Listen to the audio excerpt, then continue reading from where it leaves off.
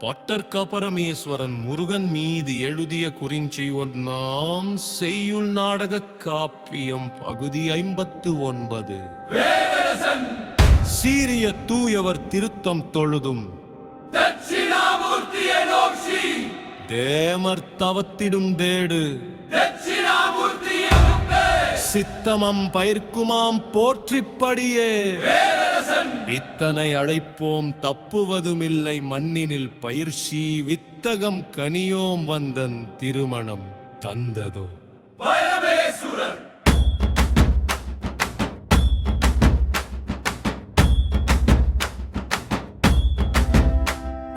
குமரன் மயிலனை கட்டி கட்டைய தேவனுடன் வருத குமரன் நிறுத்து நிறுத்து வயிலனும் பதகன் அருகனும் இரு வீரரும் எம்பின் வருக பரவ விடுவோம்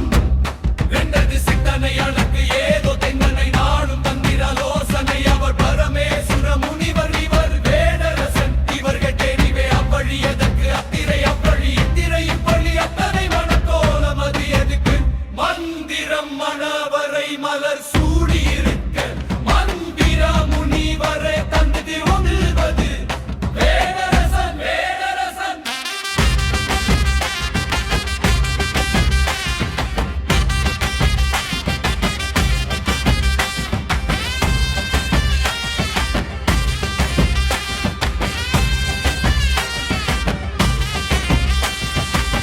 மன்னனை கொல்ல மறைந்து நிற்கும் இன்ன தளபதி வீரர் விதிப்பான் தினந்தோறும் விழுந்த விதியும் வழிதான் மனத்தென பயிர்வை ரம்பனை காண்மின் இரண்டாவது வீரர் மயிலனை தெரியுமா தவறிலை அனைத்தும் தெரிந்தேன் கயவனை மந்திரி மயிலை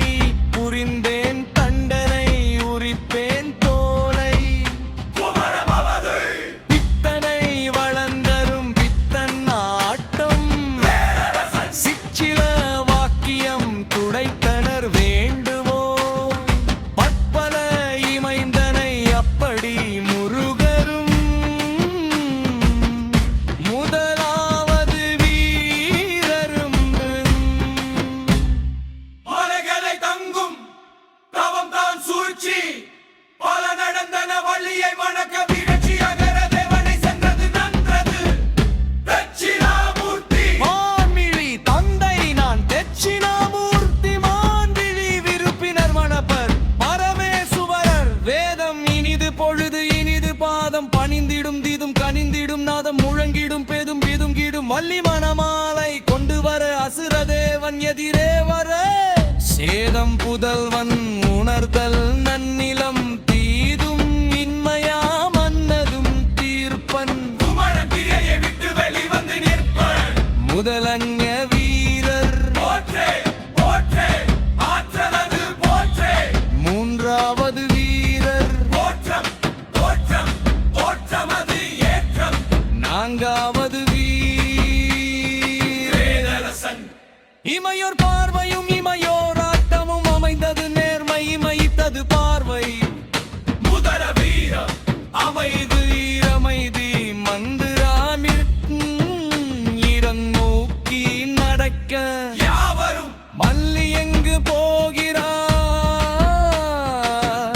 இவர்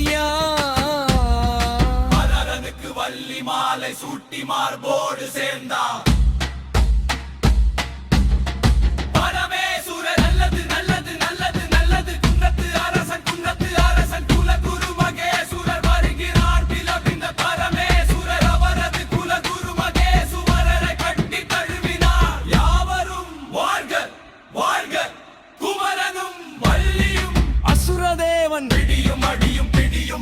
வீரர்கள் குமரனையும் வள்ளியையும் சூழ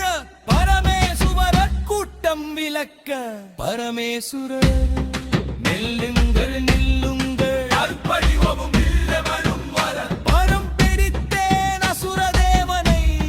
பிடித்தேவன் வீரனை இடிந்தது பாதாள சிறையில் அழைத்திரு வேதரசன் மயிரமையரட்டு குகுதனை அப்படிதனோ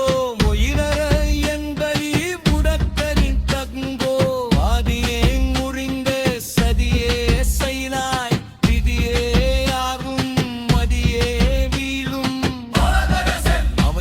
அமைதி மன்னவம் அமைதி அமரன் குறிஞ்சி நிறே வண்ணரே குறிஞ்சி மரசரே அகிந்தே